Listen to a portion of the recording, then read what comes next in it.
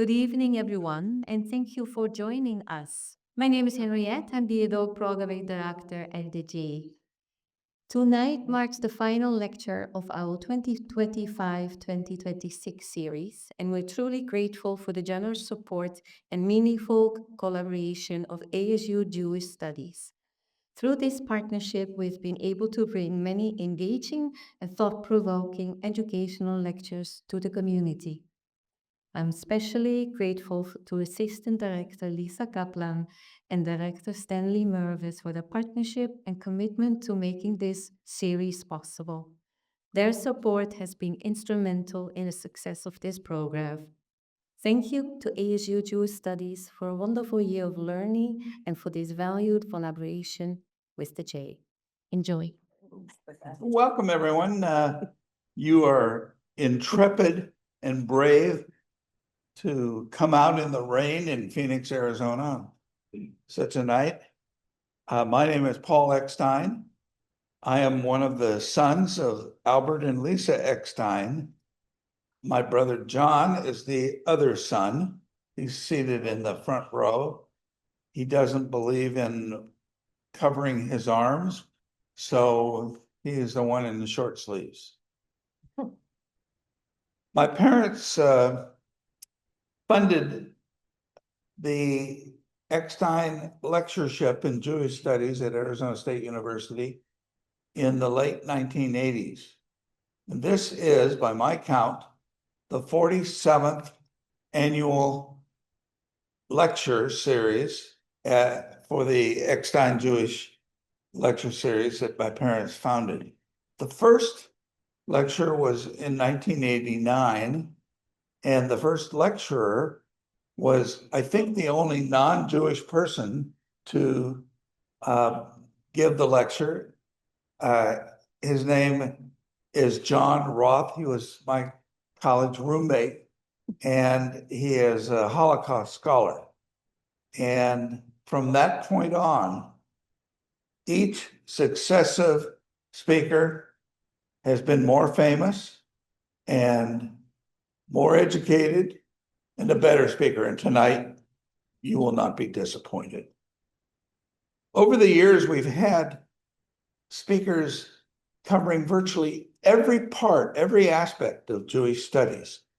And tonight, you're going to hear from Rebecca Kobrin on a subject that I did not know existed, because I did not know that there were bankers who were Jewish who were not from Germany in the United States. And so Stanley will give a more complete introduction of our speaker, but I wanted to welcome you all on behalf of the family and tell you something special about this week for our family. My parents were both born in Europe. My mother in Frankfurt in 1908, and my father in a small town in Transylvania, which at the time was in Hungary, but after World War I became Romania, a town by the name of Jibu, J-I-B-O-U. After a few years, the family moved to the capital of Transylvania, that the Hungarian name was Kolozsvár. And the Hungarians, and I think they're about 30% of the population is still Hungarian speaking.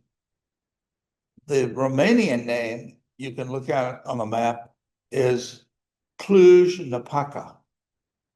Years ago, I told the then president of Arizona State University, well, I asked him what he had been doing for the summer. And he said that he had been at a university in Romania. And I said, where? And he said, Cluj. I said, Cluj, that's where my father is from and his family. And ASU had at the time a special relationship with the university in Cluj. And some people refer to it as the Oxford of Central Europe. It is supposed to be a beautiful town. with, of course, it needs to have a river running through it, and the mountains of Transylvania nearby. And he sent me this wonderful book on the university, and I still have it. Why is this such a special week in our family's history, the Eckstein family? The Eckstein family, except for my grandfather, who came early, landed at Ellis Island 100 years ago on March 16, 1926. And the Eckstein cousins, who are the children, first cousins, who are the children of those children who were between 18 and 8, or 17 and 8 in 1926, together with their children and their children, will be celebrating that momentous occasion by Zoom this coming Sunday. We are so grateful that the Ecksteins made the decision to come to the United States. Unlike my father's mother's family, the Levies, who decided to stay behind. They didn't mind the Romanians so much. And of course, you know the end. They died in Auschwitz. Well, with that unhappy note, I'll turn the floor over to Stanley Mervis, who will make a more fulsome introduction of our speaker. We are so lucky. Thank you all for coming again. Thank you, Paul. Thank you, Paul. I would have liked a happier note, maybe, but I want to thank you for in the Eckstein family for your continued engagement with this program.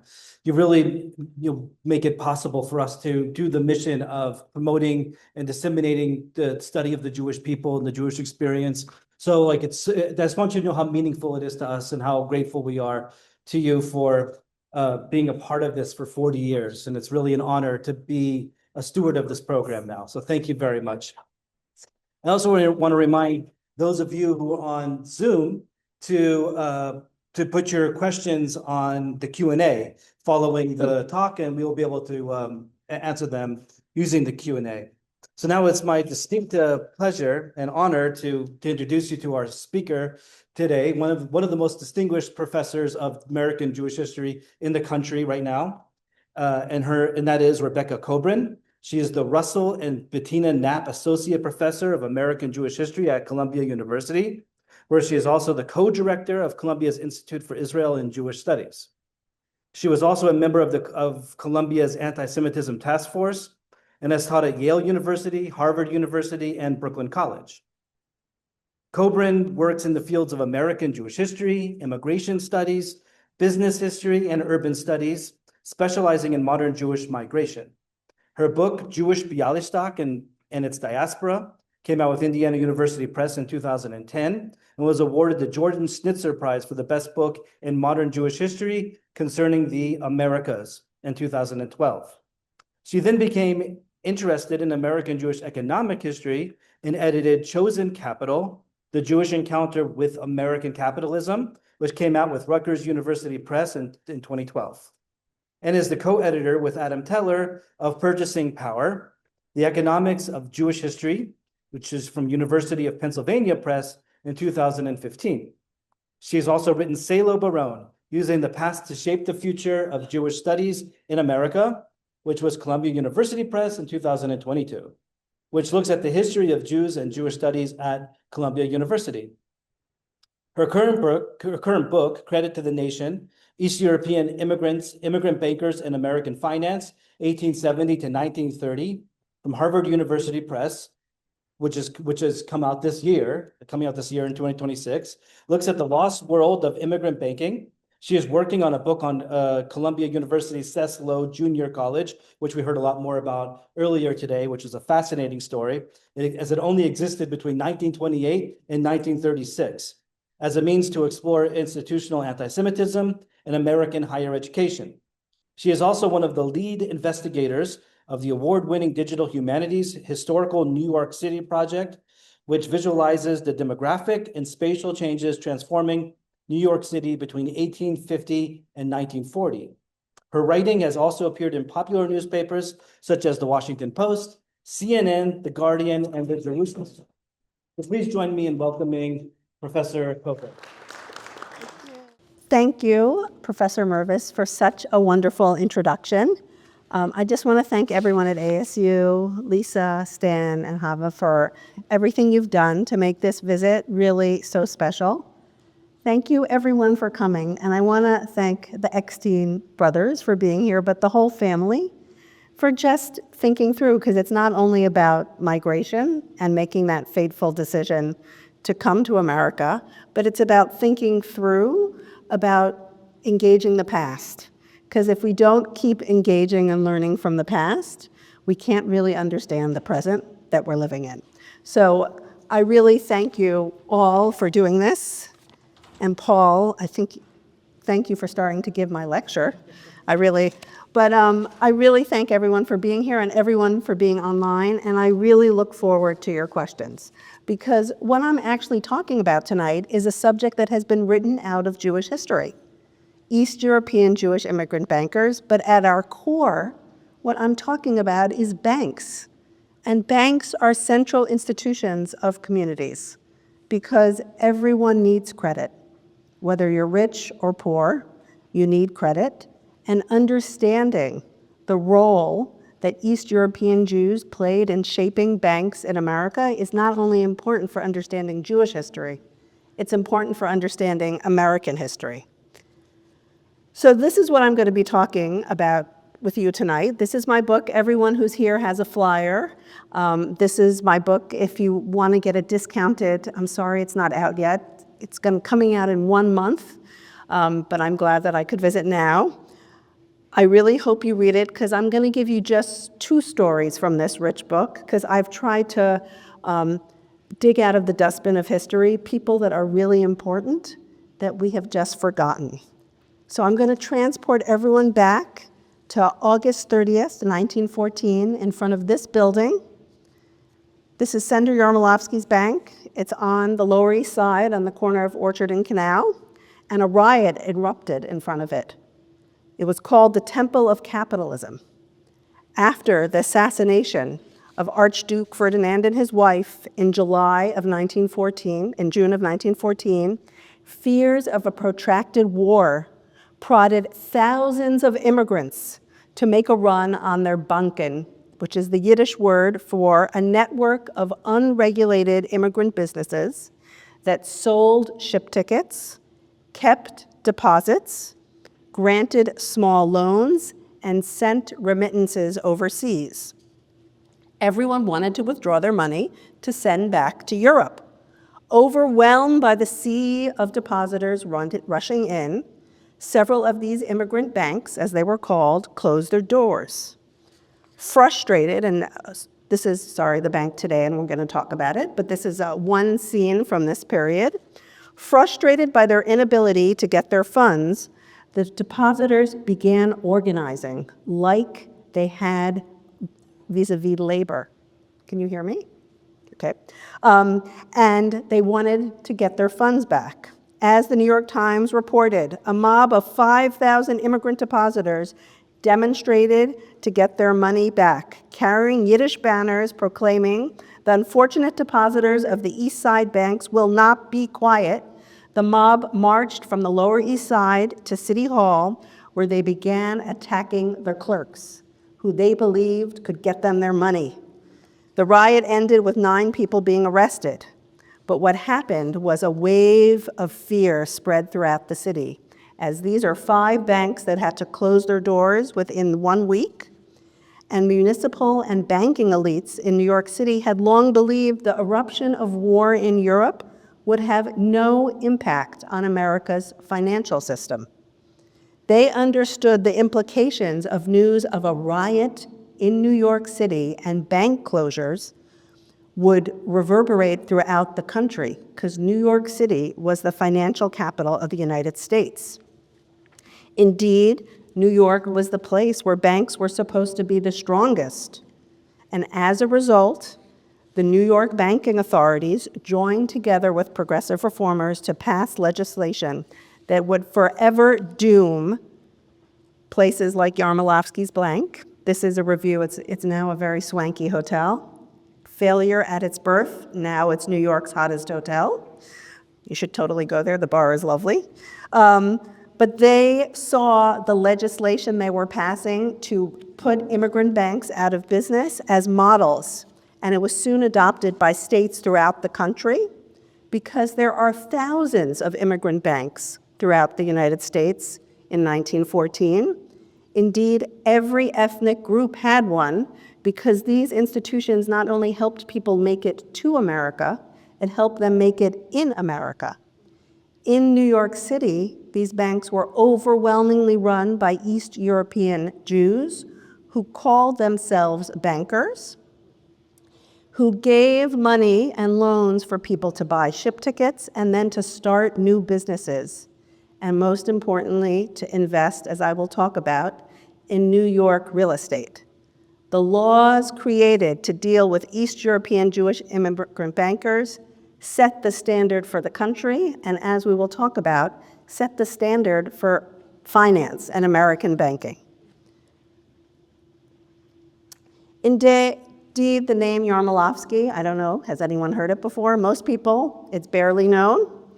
The swanky hotel in the Yarmolinsky building, which towers over the tenements around it, stands as this reminder to this lost world of immigrant banking, a world that made an imprint not only on the built environment of New York, it's actually the tallest building on the Lower East Side, but day-to-day business as it linked together the businesses of migration, banking, and real estate. The innovative ways in which these forgotten bankers, and I'm just going to go back, provided credit to everyone. That is what is key, and that is based on their experience in Russia. And I spend one whole chapter talking about how Jews in the Russian Empire are always loaning each other money for survival, but they are loaning each other money.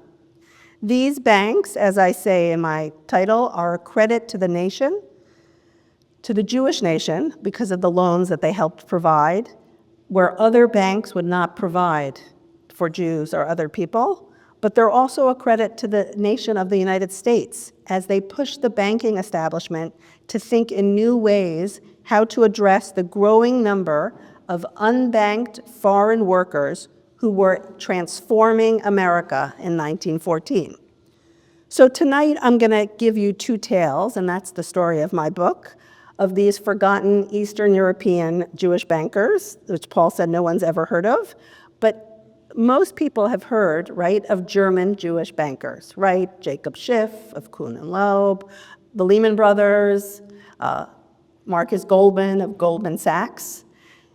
It's really important for us to understand that they ran investment banks. They raised capital for industry and for retail. The people I am talking about ran commercial banks, where you would give if you just had $1 or $2 to save or to send money overseas. The fact that we don't know these people's names is because their banks did fail, but it should not obscure how their story forms a critical chapter in the overlapping histories of American banking and American Jewish migration. Indeed, the 28 million immigrants who came to the United States between the Civil War and 1924, in which Jews represented 10%, none of them went to investment banks with their hard-earned money. They all went to this world of immigrant banking, which is basically regulated out of business in response to what I'm going to be discussing tonight. So just for you to understand the structure, tonight I am talking about two people, Sender Yarmolinsky, who we've already talked about the riot in front of his bank, and Saul Singer, who is the vice president of the Bank of the United States. Bank of United States is a bit more familiar because when it closed its doors in 1930, it was the largest commercial bank failure in U.S. history at that time. Indeed, a virtual academic industry has grown around the closure of the Bank of the United States because Milton Friedman, Nobel laureate, argued that the closing of this Bank of the United States, even though it is run by Russian Jewish immigrants, because of its name, plunges America into the Great Depression. When everyone hears Bank of the United States closed its doors, they all throughout the country run to their banks, and this in many ways reshapes America. There is a great debate about this. I should say Ben Bernanke totally disagrees with Milton Friedman, but I am not going to get into that. The importance is Bank of United States, which here we can see it, is the largest commercial bank in 1930, and it forces us to ponder that while Russian Jewish immigrants are cast as occupying a marginal niche in the business of banking, right? We only know about German bankers, and it invites suspicion from large portions of society, they nonetheless were able to move into the mainstream sectors of the economy in a comparatively brief time span through their easy offers of credit. Anyone with an account in Bank of United States could take out a loan. So you could have $2 in the bank and take out a $10 loan. Indeed, this speaks a lot about the dynamics of marginality and inclusion, which shaped East European Jewish immigrants' bankers' encounter with America's brand of commercial banking. So I just want to now give you a taste and background for who these people are and the changes that they made for American banking. So we're going to turn back to the 19th century, and this is Sender Yarmolofsky, called the J.P. Morgan of the East Side by the Yiddische Tagelblatt, the main Yiddish newspaper of the Lower East Side, which proclaimed he was known to every Jew in the Old World and the New World on account of his business dealings and how his name was the guarantee of honesty, end quote. In many ways, his life reads like a Horatio Alger novel. He's born in a border town of Poland. This is in Łomża, Poland, which is near the border of Russia and Germany. And he's orphaned at the age of 3, adopted by the local rabbi, who sees that he is very smart and sends him to the Volozhin Yeshiva, which is the Harvard of yeshivas. We'll leave it at that. And even though he is penniless, he gets ordination. And because he is so smart, he is married off, as is in the tradition of Eastern Europe, to the daughter of one of the wealthiest merchants, Rebecca Markos, so that he could then pursue a life of learning, right? He could be supported economically, but instead he decides to leave Poland or Russia, and he moves to Hamburg. He wants to try his hand in the business world and opens a ship-selling business. Schiffskarten is ship tickets. This is an ad from Hamburg, the newspaper. And what he does is he establishes a passage and exchange business, and he pioneers a new system of selling prepaid tickets. You can buy the tickets in America and pay them and send them. And he also pioneers selling tickets on installment. You buy part of the ticket and then pay it off later. That is, in essence, offering credit, right? Because you're only paying for part of the ticket. The system, the business of migration, favors speculation. Prepaid tickets are valid for 1 year, and I'm going to send you this is a picture of a ticket, a ship ticket for the Hamburg American line. Okay? He purchased hundreds of tickets in bulk because prices are lowest in January, because only in Arizona is the weather good in January, but no one's traveling across Europe in January. And you can use a ticket for a year. So tickets are much lower in the winter months and much higher in the summer months. And you can make out a ticket to any person, and there's no charge to change your name on a ticket. All right, so you can change your name on a ticket, and that's no extra charge. And then what he would do is, right, so he bought the tickets low, he sold them high to East European Jews with this profit margin. If you cancel tickets, it's only a 5% penalty fee. So he was able to earn a lot of money. He had a network of multilingual ticket agents who worked throughout Europe. So this is what is affixed to every single ticket. It explains in 9 East European languages what actually you get with a ship ticket. And part of what I remember, I read that sentence that his name was the guarantee of honesty. The business of migration was rife with fraud. People would sell you tickets. You would come to the dock with your ticket. The shipping line would look at it and say, I don't know where you got this. You can't get on the boat. So Yarmolofsky was known to be reliable. And that is why people bought tickets, and that he sold on this system, right, that you could pay on installment. In 1873, he is forced to leave Hamburg, because if you're not born in Germany, you don't have residency rights. He was born in Eastern Europe, as we heard. And he makes his way to New York, to the corner of Orchard Canal, and this is the first picture we have.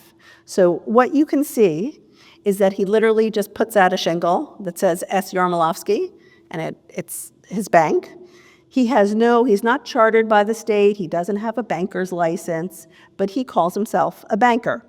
And indeed, why he succeeded was that he traded in very small sums. He would offer his customers banking services for just $1 or $2. You could not open an account in the Chase Manhattan Bank for $1. He would also translate documents. He would write letters for them. He also would send money overseas, very small amounts, as small as 50 cents. And all these services were provided throughout the week, but most importantly, he left his bank open on Sunday, when no other bank in New York City was open, because that's when he knew his customers wanted to bank. And needless to say, all services were offered in many languages, but in particular Yiddish, right? Yiddish, Russian, and Polish. And this is an example. This is an advertisement from the Yiddish press from 1876. I love this advertisement. So Markel is his wife's maiden name, so he's partnered with his wife's family. I promise you, no one crossed the Atlantic in 1876 in the Mayflower. Okay, that's the Mayflower, but it speaks to what he is selling. He is selling this promise of America. So he also offers credit. He would offer loans, not only for ship tickets, but loans if you wanted to start your business or buy real estate at 6% interest, which was the going rate. It is very critical of immigrant banks is that they did not evaluate collateral. As I said, Sender Yarmolowski is a rabbi. He would meet with people asking for loans, and he would evaluate if they were pious and honest. And if they were pious and honest, they would get a loan. Needless to say, banking authorities did not see that as a really adequate way to evaluate people you are giving loans to. But that is what he does. And indeed, he ends up, people do default on their loans. He gets, we'll talk about in a few minutes, he does get some buildings in defaults. But what's really important to understand is that this practice of immigrant banking, of giving loans basically to anyone that you felt you could trust in the immigrant community, made immigrant bankers suspect.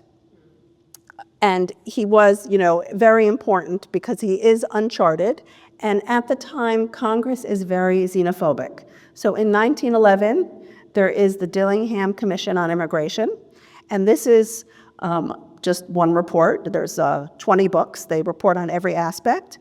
But it shows the great suspicion about immigrant bankers. And the quote from this report is, and here it is, immigration problem that is of vital interest to the American people must be understood through the most important institution of the immigrant colony, namely the immigrant bank. These so-called banks are not chartered or regulated by any governmental banking authorities. The men just put their shingle out and say they are a banker, and these banks receive tens of thousands of dollars in deposits, and in 1909 alone had transferred more than $300 million overseas annually, end quote. I just want us to look at the report. So if we can see that sending dollars overseas is one of the many crimes of immigrant banks.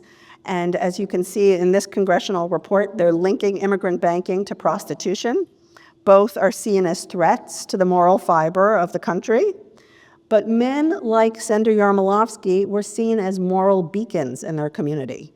And indeed, he is heavily involved in philanthropy. He is extremely successful, but he helps build the Eldridge Street Synagogue, and anyone who's been to the Lower East Side, that is the only synagogue built on the Lower East Side. All other synagogues on the Lower East Side are in churches that they just remake. This is the only synagogue built as a synagogue.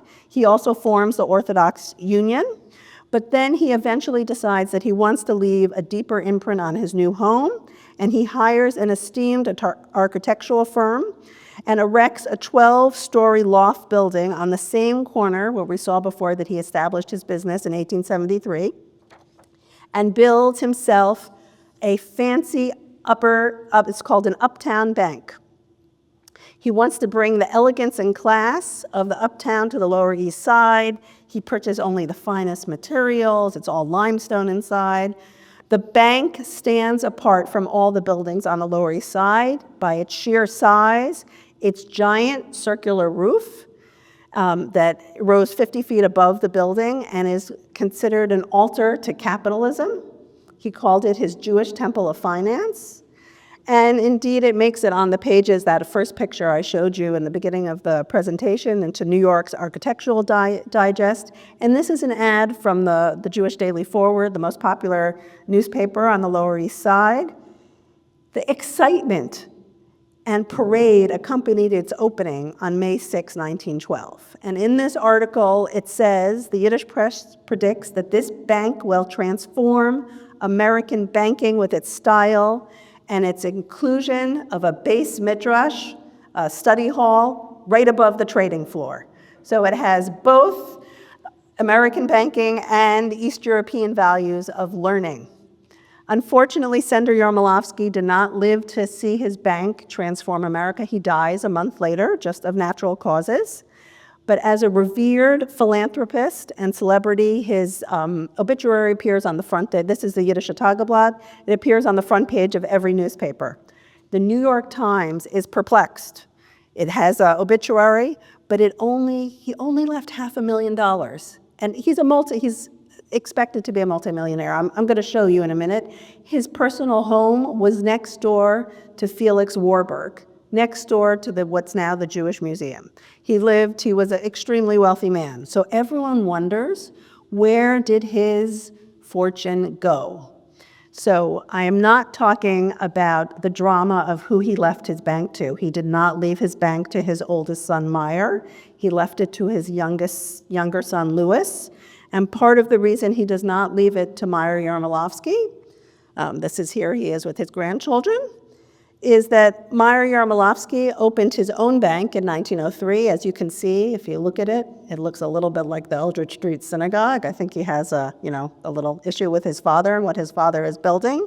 But most importantly, because Meyer Yarmolofsky, like his father, speculated, but not in ship tickets, speculated in real estate. He bet on real estate in Harlem. So I'm now showing you, when the bank is closed, all the places that the Yarmolofsky family owns. So they own some buildings on the Lower East Side, they own some building in Central Harlem, and they own in East Harlem, which I'm going to talk about. And the red circle is where he lives on Fifth Avenue, next to the Felix Warburg mansion. So indeed, it's important to remember that real estate is an industry that doesn't come naturally to Jews, because Jews are not allowed to own land in Eastern Europe, right? They're not allowed. But so it's important to understand that Russian immigrant bankers make possible investments in real estate in New York. In the New York Times in 1904, this is a quote from the article about how real estate speculation is changing New York. Here's the quote: "The purchase of real estate and buildings of new houses has become a Jewish business in New York and in other large cities. Barren and deserted spots have turned into fine residential sections with the latest advantages of a modern community.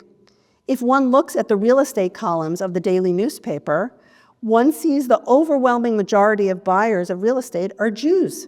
In short, one could claim that the real estate record, which is in New York, it chronicles every building bought and sold, might be mistaken for the Jewish directory of the city." End quote. So real estate development is development is heavily dependent on credit. And indeed, Russian Jewish immigrant bankers are key to understanding the development of real estate in New York by offering credit and mortgages. So much so that this is Abraham Kahan, the editor of the Jewish Daily Forward, but also a writer who writes a book called The Rise of David Levinsky, in which he coins a term called real estate all-rightnik. Okay, so an all-rightnik is a word for saying a speculator who's a nouveau riche, that's the way, and he puts real estate with it, because it is such a common thing that East European Jews invest in real estate, that this is a quote from the book. Indeed, I see men who 3 years ago did not have a cent and are now buying and selling blocks of property. It was intoxicating, the real estate boom. And indeed, they would stand on the corner of the 5th Avenue and 116th Street and gesticulate, jabber, and whisper like they are brokers on Broad Street. Loft prices would quadruple once people found out a subway was being built nearby. And indeed, Meyer Yarmolowski is central into developing Harlem. So this is important just to understand. This is what Harlem looks like in 1893. And this is literally in days. They just level neighborhoods and put up row houses.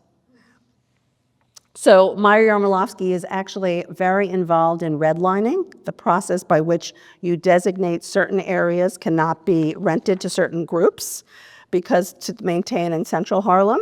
And then right before 1914, he hears a rumor that there's going to be a subway built along 2nd Avenue.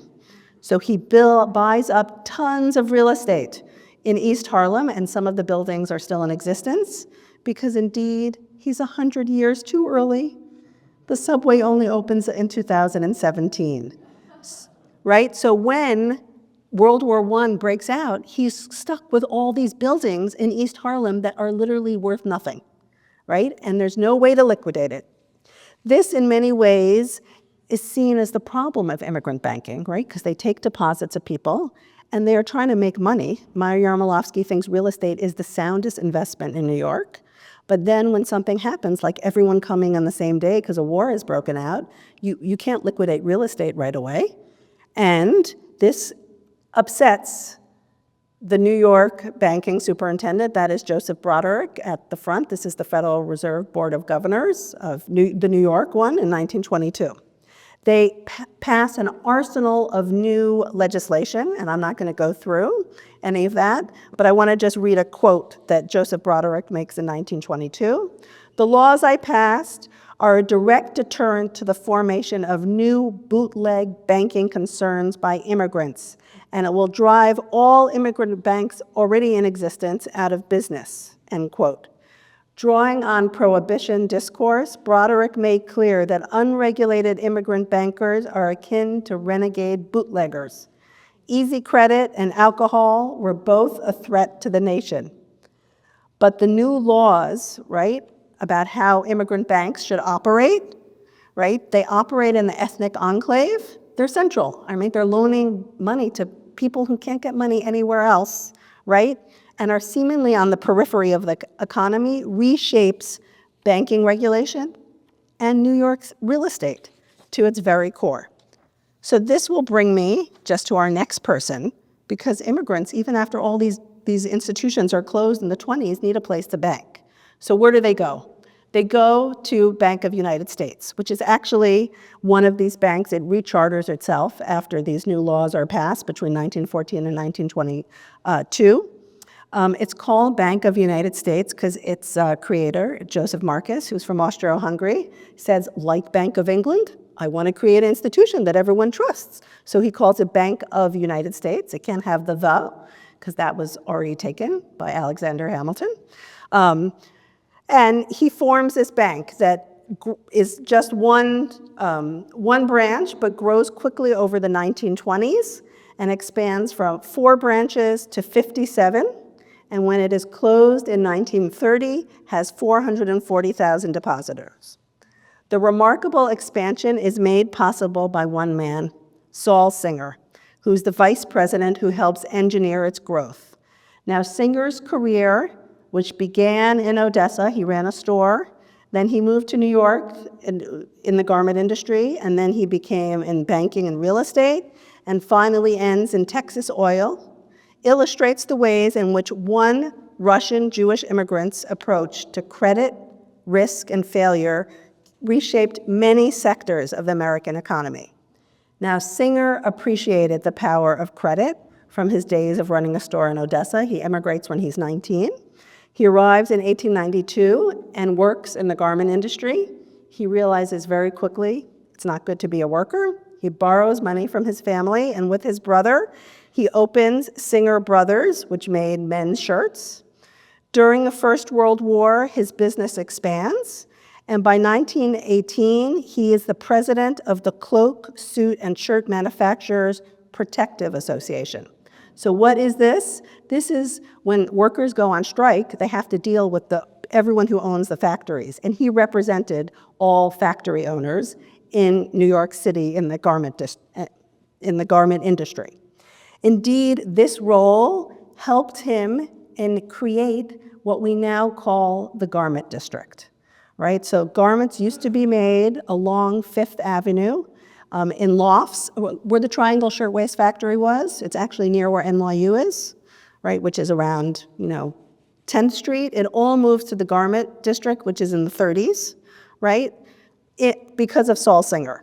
And I think we should remember, it is not inevitable that the largest manufacturing sector of New York City should be located in 4 square blocks, all right? 4 square blocks is where the garment industry is located, and it's concentrated.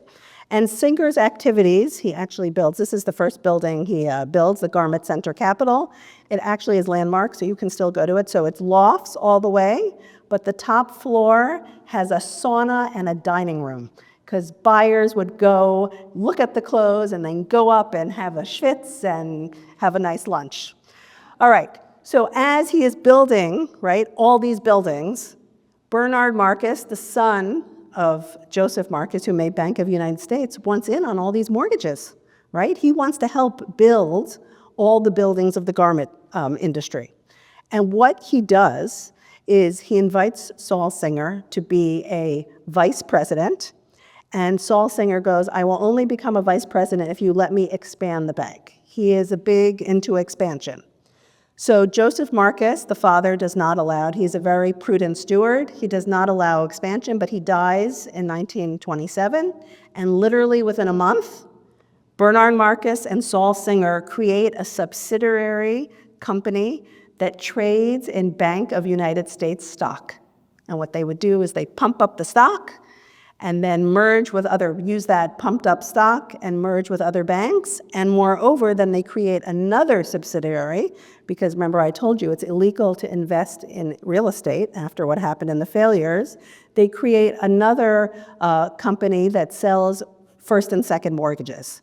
And indeed, many icons of New York, this is the San Remo, are built through this real estate mortgage selling subsidiary. By May 1929, the completion of the mergers had that the Bank of the United States not only possessed 57 branches and 140,000 depositors, more than any other commercial bank, but it had $268 million in deposits. Indeed, the people going to this bank were immigrants, and I have my grandmother. This is from my grandmother. She made a claim. She had an account. She was a school teacher. Hortense Freezer, but I've done a survey of all the claims, and as you can see, the region of origin of most people is outside the United States. They are not native English speakers, right, of those making claims, and most importantly, it was high percentage of women. These are groups that could not go into other banks and open accounts. My grandmother's account had $10. All right, so the Bank of the United States continued this tradition of helping people with very few funds access financial services, have accounts, and as I said, if you just had an account in the Bank of the United States, you could take out a loan. Indeed, everything changed on a morning in December of 1930, when in the Bronx, one of the depositors needed all his money back. He owned a candy store, and the manager of the bank said, we can't return all your money. He told everyone. Needless to say, everyone throughout New York City said the Bank of the United States cannot return depositors' funds, and a run on the bank happened. So what's important just to understand, and it makes front page news of the New York Times, as you can see, and the forward. It's important to understand Bank of the United States did have $268 million in deposits, so it had liquidity issues. That is known, but it was not insolvent. And despite the pleas of Governor Franklin Roosevelt, the bank's accounting practices gave the New York Federal Reserve Bank, which was supposed to bail it out, that's the reason the whole system was created, he was supposed to, right, bail them out, and he didn't, And other banks that had been in similar circumstances had been bailed out in previous months, in actually November of 1930. But the head of the Fed, Thomas Lamont, who was also the head of J.P. Morgan, said this: "No one wanted to risk their firm for this, quote, Jewish bank that catered to immigrants and is run by Jewish immigrants. It was too risky to save." Lamont, who led the Federal Reserve, as Milton Friedman, the economist, argues, was driven by anti-Semitism and suspicion of the banking practices of people like Saul Singer and Bernard Marcus. Indeed, when the bank closed, he said no one was going to actually worry about the people who were being, whose bank was being closed, because they're all immigrants, right? But when people outside New York heard Bank of United States closed, it started a rush on the banks because they thought it was associated with the federal government. Its failure, Milton Friedman said, ignited a banking crisis. Friedman's contentions about the role of anti-Semitism played in the failure to bail out the Bank of United States highlight the role of xenophobia and perceived religious difference played in shaping the evolution of American banking and its regulation. The imagined Jewishness of the practices of this bank and how the Federal Reserve System had biases against the people running it shows how deep suspicion of Russian-born Jewish immigrants like Saul Singer, who he's actually, well, we'll talk about. This is Bernard Marcus and Saul Singer are indicted, and he hires his son, Herbert Singer, to defend him. Not a good idea. And indeed, what happens is that they are indicted and sent to Sing Sing for 2 years. And in many ways, we have to understand the long-standing debates in America over credit access, banking regulation, and immigration continue throughout this trial, and indeed are far from strictly academic. Many of these debates continue to this day. They get out of jail 2 years later, and I think this is, a real statement in how your personality can shape your reaction to what happens. All right, so Saul Singer and Bernard Marcus both get out on the same day. Saul leaves jail with a smile. Bernard Marcus is forever ruined by it. He buries his head. Saul Singer actually borrows money and moves to Texas with his son Edwin and buys in Corpus Christi a oil refinery, the Pontiac Oil Refinery, which he then sells after World War II breaks out in 1942, and he dies a rich man in Palm Beach in 1948. He remade his life. Bernard Marcus, I talked to one of his grandsons, he never gets over the stain of the failure of the bank, which everyone knew could have been bailed out. So while Singer rebuilt his life and Marcus did not, the Bank of United States was never given the same opportunity. When the bank was finally liquidated, Milton Friedman argues, it paid back 93 cents on the dollar. Had the New York Federal Reserve cooperated, no one would have lost a penny. It did have the assets and it could have been saved. But the New York Federal Reserve did not act as it should have, right, bailing out banks to protect the entire system. It was a result of the discomfort of its members with Russian Jewish immigrant credit practices. The real estate investments, stock purchases, and easy offer of credits to immigrants and women made them anxious. And indeed, this is what they didn't want. But FDR, and I have to say, there are hundreds of letters, sent to him by depositors and Bank of United States saying it is the government's responsibility to help us get our money back. And indeed, realizing the whole nation is watching him, right? He's running for president.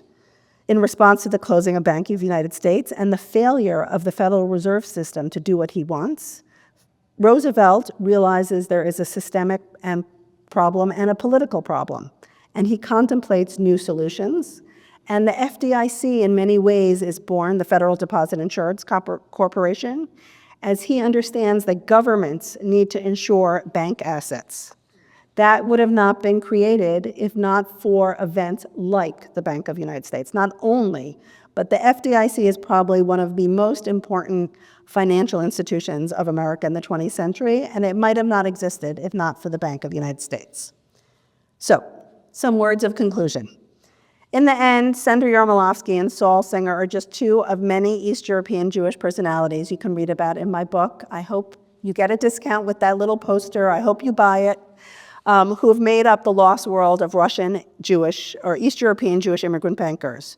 Their stories are critical to a larger discussion on the interrelationship between American character, Jews, banking, and capitalism. Indeed, discomfort with Russian Jewish immigrant bankers was rooted in a larger general anxiety, as historian Jackson Lear points out, with the role speculation and credit access played in America's rapid advance in the late 19th and early 20th century as a world economic power. While America's founding myths identify American affluence as rooted in the celebrated Protestant values of hard work, savings, and methodical planning, anyone closer to the world of immigrant banking or the market saw the limitations of circumspection and not taking any risks for those trying to get a footing in America or for those trying to make it in America. Speculation in ship tickets, as Sender Yarmolofsky did, or real estate, or the garment district, was the engine that drove America's economic expansion in the first decades of the 20th century. Indeed, the lives of Sender Yarmolofsky and Saul Singer show how businesses of ship tickets, of banking, garment manufacture, and real estate are all tied together in the early 20th century. These men embody what historian Jerry Muller points out, that the secret, or part of the secret, of Jewish success is that Jewish entrepreneurs did not just, quote, maintain the status quo, but entered and left opportunities in response to the changing dynamic economy they saw around them, end quote. We need to pay greater attention to the likes of Sender Yarmolofsky and Saul Singer if we hope to ever understand what enabled East European immigrant Jews to economically succeed quite quickly, quicker than other groups like Italians in the United States. The failure to closely analyze East European Jewish immigrant banking practices in which they offered loans to anyone has perpetuated, particularly in the Jewish community, has perpetuated the mystification of Jewish history and subtly reinforces invidious distinctions between different groups in American society. We need to study close up the many paths taken by East European Jews and how the businesses of migration, banking, and real estate critically reshape the ever-shifting contours of American economic life. Jewish history is not something to be viewed on the side of American history, but at its center.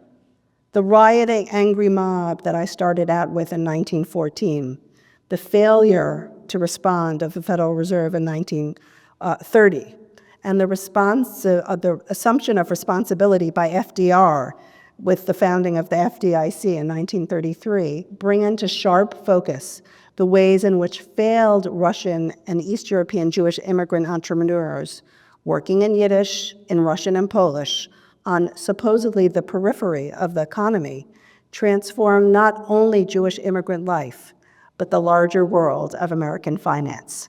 Thank you.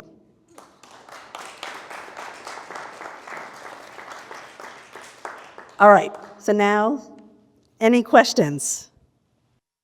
What were the relationships like between the Eastern European Jewish bankers and the German Jewish bankers? Did the German Jewish bankers try to come to the aid of the Eastern European Jewish bankers? How did they get along? Excellent question. So the understanding of, the uptown, downtown Jews, part of the reason I show you on the map where Sender Yarmolofsky, he was an uptown Jew. He was East European, but he was uptown. But in 1914, I showed you the dates, right? It's all end of July, early August. So there is, when the riot breaks out on August 4th, there is telegrams sent to all the German Jews. They're all on vacation in the Adirondacks. In Switzerland. No, that's your family's in Switzerland. They're in the Adirondacks. So they don't actually, Louis Marshall actually says, I will deal with this when I get back in September. All right? So it is their understanding that it's not going to be a big deal. It becomes an enormous deal. So I didn't go into part of the reason that they pass all this new legislation is Jews sue all the bankers, and the court system becomes overwhelmed and inundated. The Yarmolinsky Bank has 700 cases brought against it. So, and they all have to go in front of a judge, and they just can't handle it. So they decide that they need new legislation to prevent the Jewish depositors from suing. So I think what's important, the Lehman brothers, the Herbert Lehman tries to found a new bank. So there is an effort to try to address the needs of the East European bankers, but it is not addressed sufficiently, and I don't think they take it so seriously because of the time of the year. Because they did not see the riot, so they're not as scared by it. But I think this is important to understand. Senator Yarmolinsky's son, one of them marries into a very wealthy German Jewish family. So this notion that there are divides between East European Jews and German Jews, it's really about social class. And if they saw you as the same social class, and when Senator Yarmolinsky dies, actually Felix Warburg, they lived on the same block, puts an obituary in for him. So they were seen as socially in the same place, but the rioting immigrant depositors are seen as in a different group, and they weren't addressed in the way that they probably should have been, and it would have played out differently. Yes. Oh, sure. The question was about what was the relationship between these East European Jewish bankers and the German Jewish bankers. Sorry. Thank you for your remarks. They're fascinating. What would you say culturally and socially distinguish the Eastern European Jews from Italian immigrants or Irish immigrants or other communities of immigrants, particularly New York at that time, so that they didn't have these similar stories of success and temporary success in the financial industry? Excellent question. The question is about what is the difference between East European bankers, Italian bankers, and Irish bankers.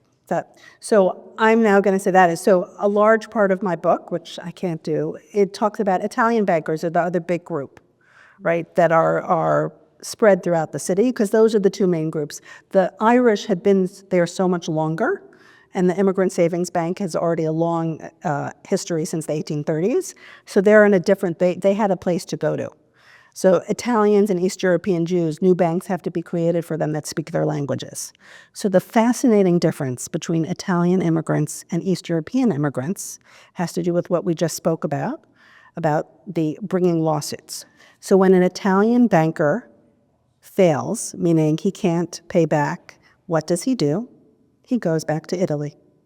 And it becomes an issue with the consulate, and the people want the Italian government to intervene and get the person to come back with their money. Jews are not going back to Eastern Europe, so they sue. And they inundate the civil court or the bankruptcy court, but it's usually the civil court in New York City. So Jews are suing and using America's legal system, while Italians, they go to the consulate, and they're, I will say, overall a little less sophisticated, right? And the need to actually control all the East European Jews who are suing is a lot of the reason why they create this new banking legislation, because the court system just can't spend their whole life dealing with the Yarmolinsky. There's another banker I talk about, Max Kobrin, who's in Brooklyn. They don't have the energy to do it. So that is a big difference, right, in how East European Jewish depositors respond vis-a-vis Italian. And Irish have, I said the Immigrant Savings Bank actually never fails. So they don't have the same experience. Yeah, I'm in the process of reading a book, The Last Ships of Pepper, and I'm curious to know what kind of relationship Albert Ballin, who was the head of Jewish director of Knapp America, had with these kinds of brokers, essentially. So the question is about the relationship of Albert Ballin, head of the Hamburg American Line, which is the largest shipping line in the world before 1914, with these brokers. So that is an excellent question. And I'm just letting you know the structure of the book. One chapter is on the business of migration, one is about banking, and one is about real estate. So the chapter on the business of migration asks that very question. So Albert Ballin, okay, so his father owns 2 ships, and Albert Ballin creates what we would call steerage class. He says, let's take out all the cabins in the bottom and just put as many people as possible, because he understood that ships coming to America, right? When ships left America, they were filled with items like cotton, and coming back to America, they were empty. So we need a commodity, right? And the commodity was migrants, right? And we have to get a way to attract people who have less money to come. Albert Ballin is actually dependent on these multilingual agents. So remember what I showed you in the ticket, that he has this ticket that can be understood by people who speak 9 different languages? Because Ballin could have easily ignored their tickets, but he's actually dependent on them. He just is redoing the ships.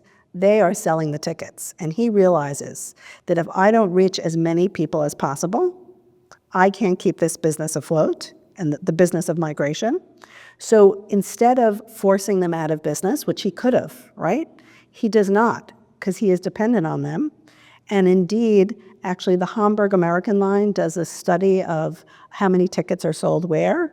And between 1890 and 1895, Yarmolinsky sells more tickets in New York than they sell at the docks in Hamburg. All right? So he realizes that they are offering him a market that he won't have access to. So it's sort of they're interdependent on each other, and he could have forced them out of business, but he doesn't, because they help his business. So that's the relationship. I do have another question. Okay. I am familiar with Temple University digitized ledger books of ticket purchases by immigrants for their relatives and friends in Europe. And as far as I know, none of these banks in New York City, we don't have any of those similar things. So you're being not sad. No. I mean, I was wondering, it seemed to me that the records that you shown were probably from the lawsuits, rather than from any archive that had these documents. yes, so So they're not from New York at all, as far as I know. I agree. yes, so Temple has many from the question was about records and record keeping. So you know what's very interesting, and this will go back. It's really hard to write a book on failed Jewish bankers because they don't leave their papers anywhere. They burn them. Actually, Saul Singer burns up his papers in the San Remo incinerator. He doesn't want to be caught, right? So we don't have their papers. So I actually do piece together the businesses through court records, and the German state of the late 19th century keeps excellent records. I will just say that. So it's important to understand that Sender Yarmolinsky can't call himself a banker in Germany. To be a banker in Germany, the state has to charter you. You have to be, and he wasn't even a resident. So there are excellent records of ship tickets in the German archives, the Hamburg American Line archives, and I do through court cases. The Temple archive has disproportionate for Philadelphia because this is, what we save. And most people throw this out. When you have an older relative, I mean, just think of it. This would have been like from the 60s or the 70s. They throw them out, right? What you would find, a ship ticket. So that's how I did recreate. It's a lot through lawsuits. So there's a question online from one of our undergraduate series. And the question is, how do you imagine a more widespread awareness of this history among the general populace of the US would affect perceptions of Jewish generals, as well as how might that history be caught? For instance, the fact that they loaned to not just Jews, and how the collapse was caused by government rather than Jewish bankers. Do I need to repeat the question? I don't think you. No, okay. All right, so so I hope everyone reads my book and tells all their friends to read my book, all right?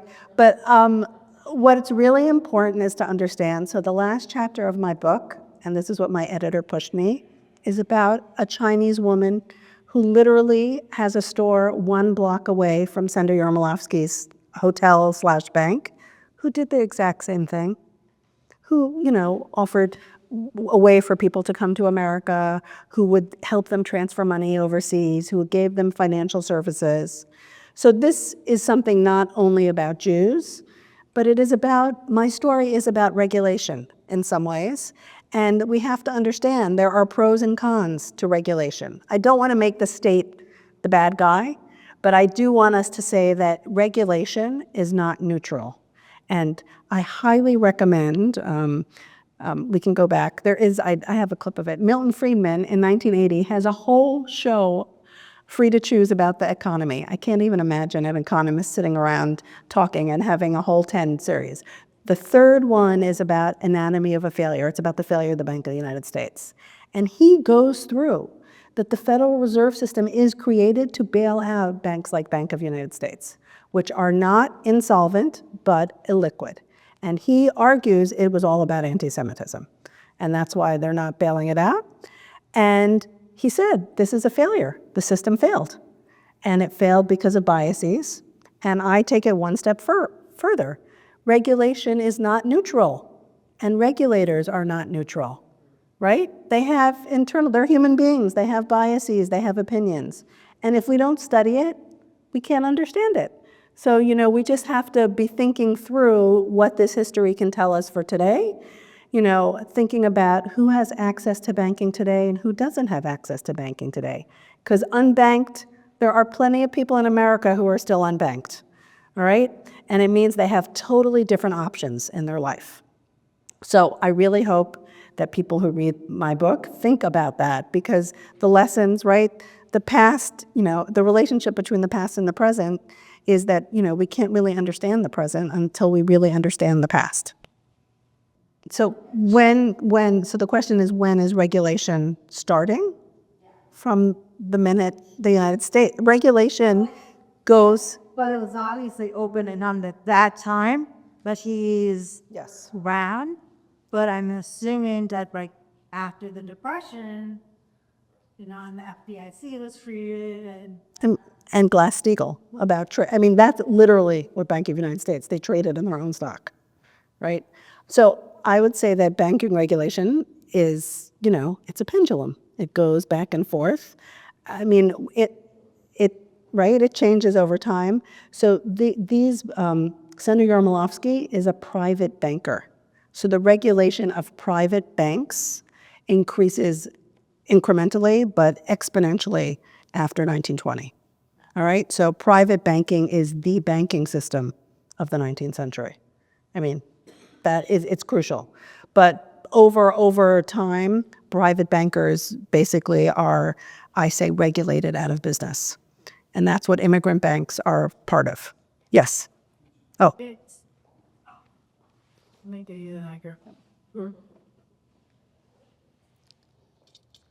Did anti-Semitism increase at all with the failure of Jewish-owned banks? So I think that this is excellent. The question is, did anti-Semitism increase with the failure of banks? Without a doubt, you can't understand the failure of Bank of the United States without understanding anti-Semitism, right? That leads to the failure to bail it out. And I didn't get into this. Literally in October, so this closes in December. In October, a bank called Citi Financial fails. It is known that it is part of the Italian immigrant community. It is bailed out. It is smaller. It's a smaller bank, so it's easier to bail out. So the question is why that bank is bailed out and not Bank of the United States.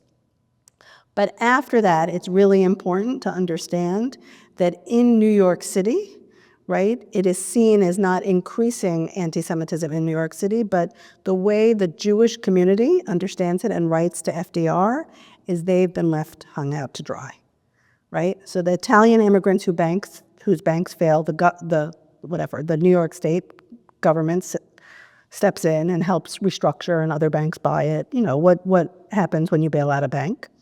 And that doesn't happen for the Bank of the United States, and they write to FDR, if you are running for president and you think unemployment insurance is the issue, what about banking insurance?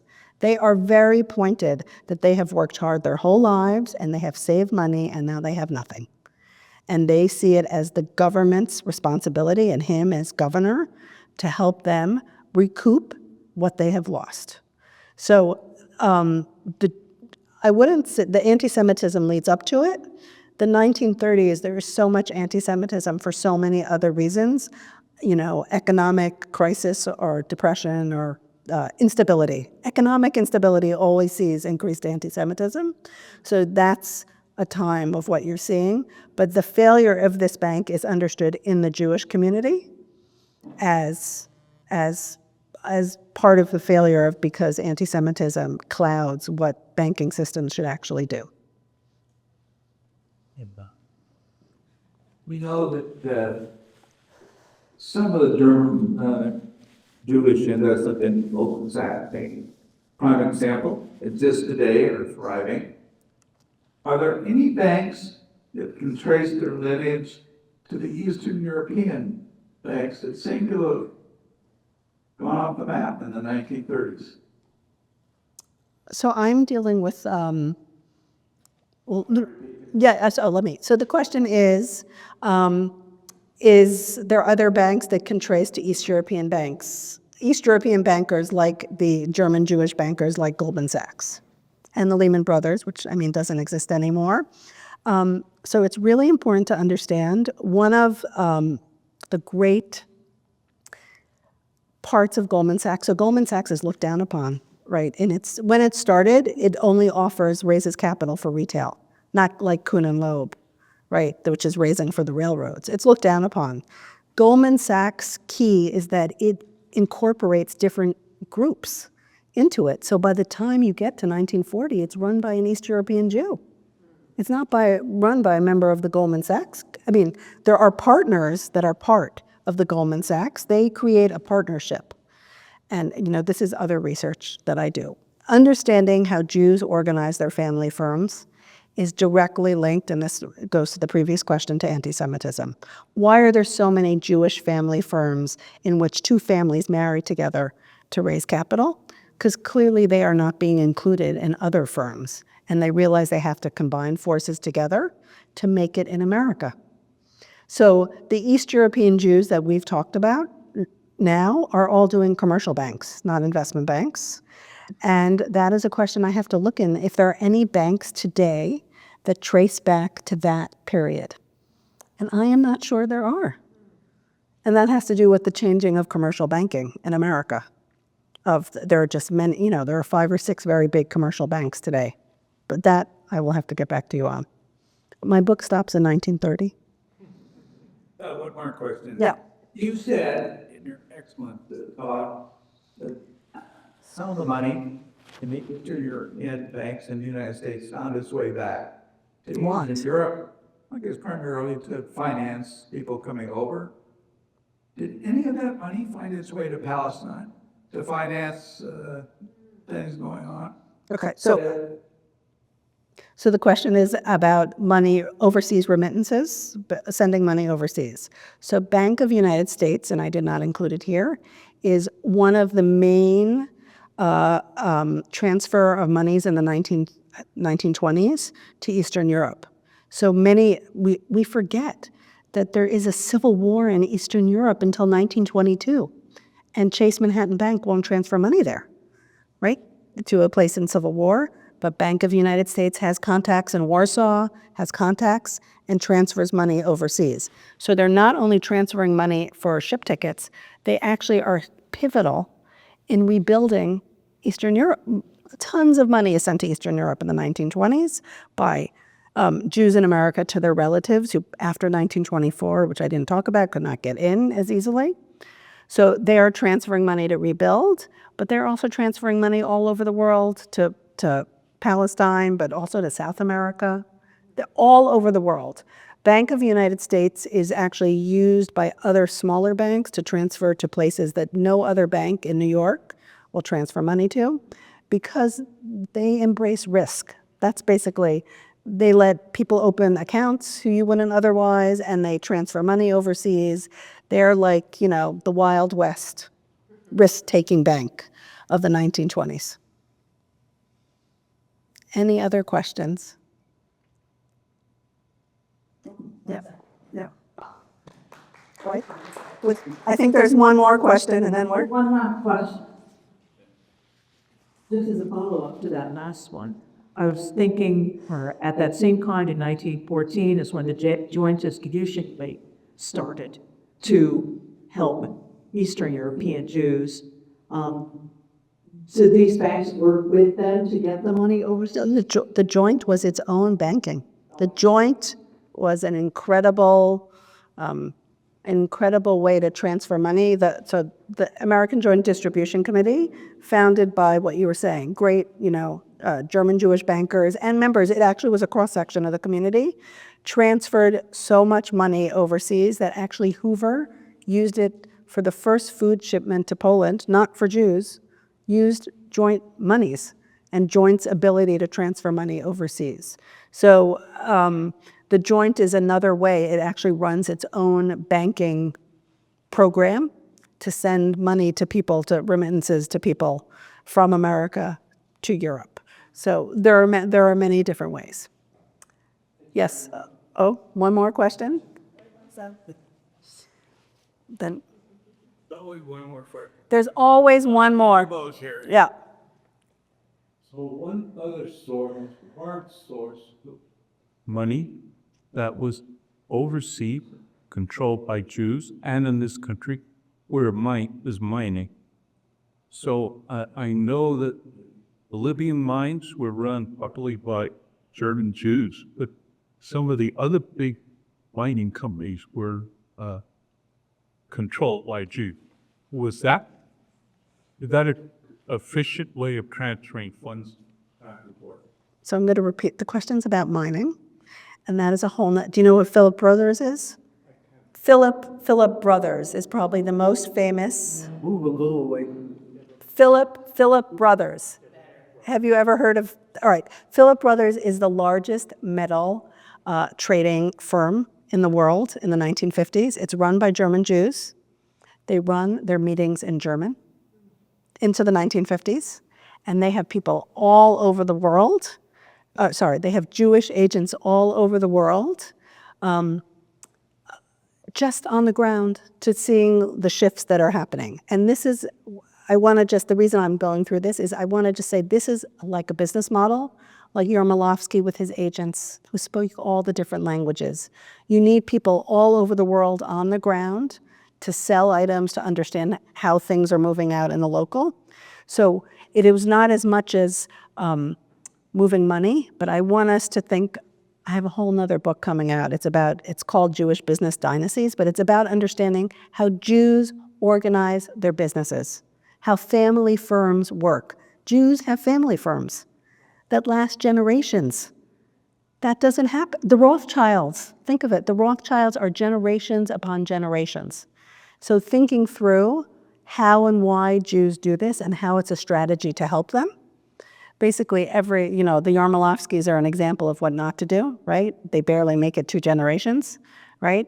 But thinking through the business strategies that Jews use to succeed is key to understanding, this is in the sociological material. Jews rapidly advance economically from working class to middle class much faster than Italians. And the question is why? And it's because they use different strategies, both in family firms, both in loaning each other money, both in consolidating for capital, in ways that we have to just understand so we can outline. So it's not like, understanding this, mysterious ways that Jews were. It's that they have strategies that it's honed over years and centuries in Europe of being excluded. So they create different strategies that then serve them very well in America, because there's a lot of opportunity in America. And I think on that, I'm going to just thank everyone for your questions. Thank you for coming. And this is a beginning. If you have, after you read my book, any questions, you can always email me. You can find me on the Columbia website. And everyone have a great night. Thank you.